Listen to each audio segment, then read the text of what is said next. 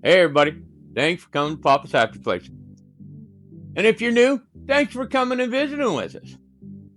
Today, I want to talk about this new beer that me and Mama P's been talking about. It's my Halloween beer. Well, one of them, I'm doing a couple of them. But I want to get into that Halloween vibe and do some kind of trick-or-treating candy, so I went with, what kind of candies do I like? And I like those peanut butter and chocolate candies. You know the ones I'm talking about. And then right behind that, I went historical. Back in my day when I was about yay tall, right here, down here, kid, they used to hand out caramel apples. They don't do that no more because everybody can't go to the emergency room and get everything x-rayed anymore. All that junk that happened. But anyways, get back to the beer. I'm going to create this beer for you, show you how I make it, be able to share with you. And then when I get it done, towards the end of the month, I'll do a tasting, try and get this out right around Halloween. So come back and visit us then. But until then, let's jump past the intro here, and I'll tell you how I made this beer. Welcome to Papa's Happy Place.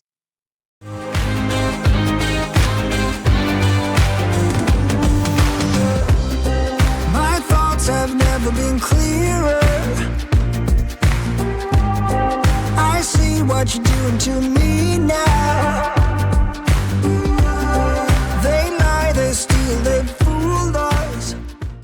Okay, for this recipe, I want kind of chocolatey, malty goodness, man. That's what I want. So, my grain bill, I went 11 pounds of Maris Otter, 1 pound of two-row, 1 pound of Special B from Dingaman, 9.5 ounces of chocolate dark from Viking Malt, and 4 ounces Carafa. And I'm trying to get that really dark color to that. That's why I added the Carafa. That's all that was. Considering this is going to be a real malty beer, I want to actually give it just a little bit of hoppiness, a little bit of bitterness, just to kind of counteract that sweetness of this beer. I don't want to kill it. I don't want that super hoppy beer, but I want to counteract. I want to balance this out. So I went with a little over 30 IBUs on this one, and I'm using some Fuggles and some Hallertau. Just stuff I got around here, just to kind of give me that just a little bit of bitterness, to kind of knock out some of that. Water on this one. I'm going to need 9.2 gallons of water that I want to add. And then I'll add my salts, which I'll pop that up here in a second, tell you about my salts.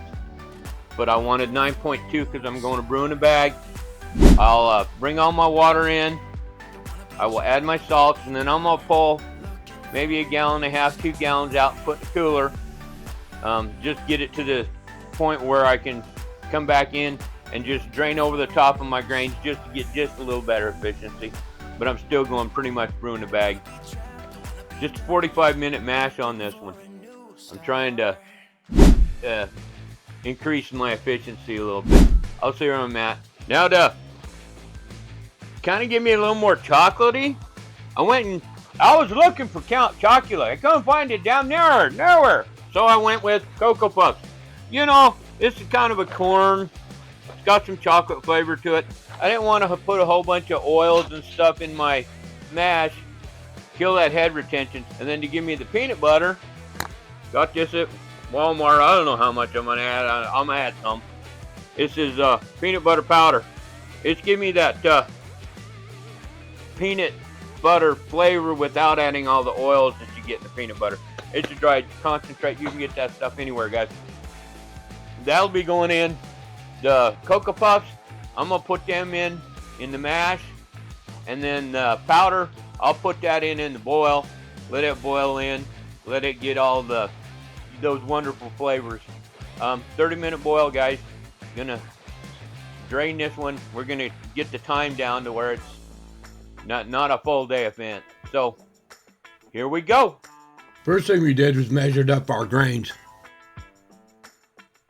Once that was finished, I milled them all up I just did a single run through my mill here, very fine, because I'm brewing the bag. All right, guys, we're getting right up there, getting close. Those are worried about my bag burning the bottom of my pot, don't worry about that.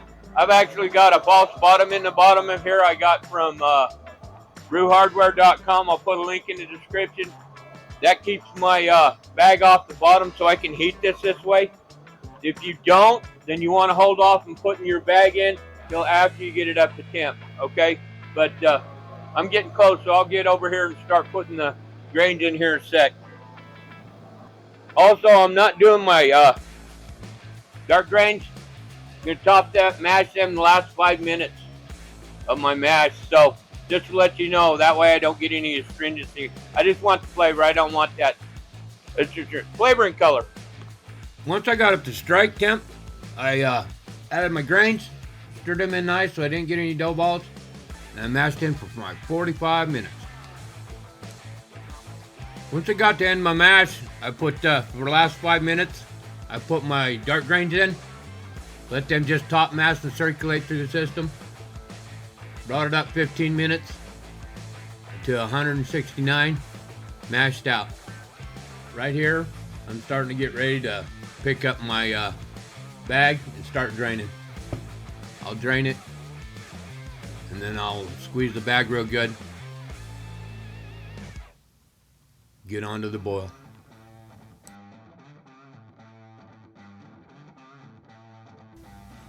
After I finish my pre-boil dance, I let it finish boiling for 30 minutes, added my hops just before the boil, and then the last 15 minutes I added whirl flop and some yeast nutrient and my other hops for my flavoring, and kill the heat,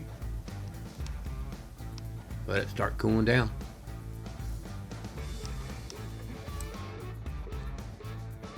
All right, guys, we got all transferred across there. I'm just sanitize my pill. This is the keg lens pill, the wrap pill. I really like this. Works good. With the trub and everything, and hop and everything, and crowds, and this thing isn't always completely accurate. But when she flattens out, I know that I'm getting real close to the end of my soak. It works good for that, and it's also automated, so if I set up my temp controller with it, I'll get to a certain point and it'll take care of that stuff for me. I don't have to babysit this damn thing. Anyways, pretty cool device. I may do a video on this later someday. But yeah, that's a good thing to have, but just don't rely on that this is where you're at. Alright, again, sanitize. Dropped it in. Grab my yeasty boys. Yeasty boys been sitting here about 3 days. Got a nice little colony built up. Lots and lots of 1,500 milligrams. Milliliters. Milligrams, same damn thing as the yeasty boys. And if you go nice and easy, and don't dump your stir bar in there with it. Alright. I'm going to save just a little bit so I can put it into a vial so I can save some yeast. That ought to be a good jump start on it right there, guys. Okay. My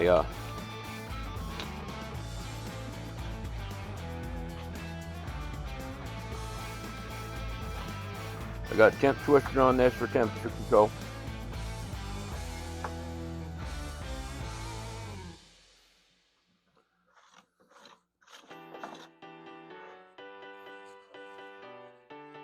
And I'll set a profile, get this thing running, guys. And here in a little over a week, we should have beer. Be able to get us a number. Get us some beer, get us flavor, taste. Anyways, I'll be back.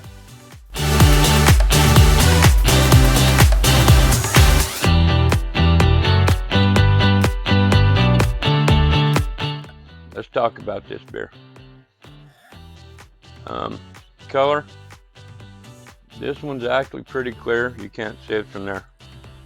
The dark porter. Nice color. Pretty dark beer. Aroma.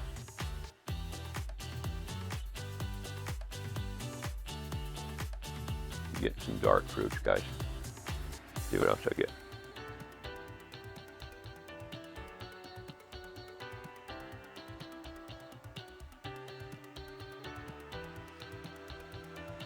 It's got a very distinctive flavor, maybe a little spice. Getting kind of some dark fruits and some spice. Okay, mouthfeel.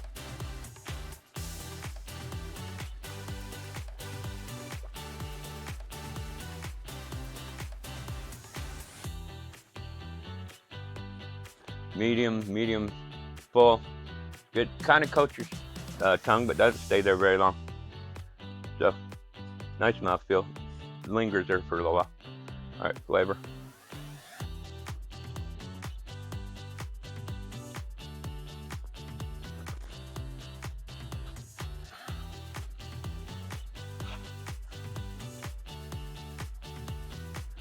Getting that bitterness of like a chocolate.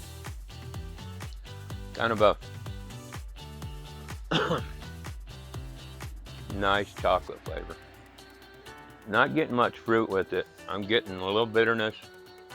I do get some grain there towards the end. Nice beer. Nice beer. I want to do a full porter, just a porter, just to see what the difference is. This is something I did with breakfast cereal, some other stuff. Messing around with it, trying to get a Halloween thing together, but I do want to do just a regular porter, see what I get on a regular porter. Anyways, thank you for coming. Thanks for sharing. I really appreciate you guys coming and visiting me. Nice to have be able to tell my story, be able to spread the joy I have in this. This is just a lot of fun for me, guys. So thanks for coming to the end. Like and subscribe. Tell me what you think. Write something in the comments. Thanks for making it to the end, guys. Do appreciate it. If you'd like to help support the channel, there's a link down the bottom for Patreon, or there's memberships available. Either one. It'll help support the channel so that we can create better quality for you guys. I can do better videos if I have better quality equipment, tools to create better quality. There's a video right over there. Or maybe it's on that side. I don't want it on the side. Check it out. Probably one of our most current videos. Thank you.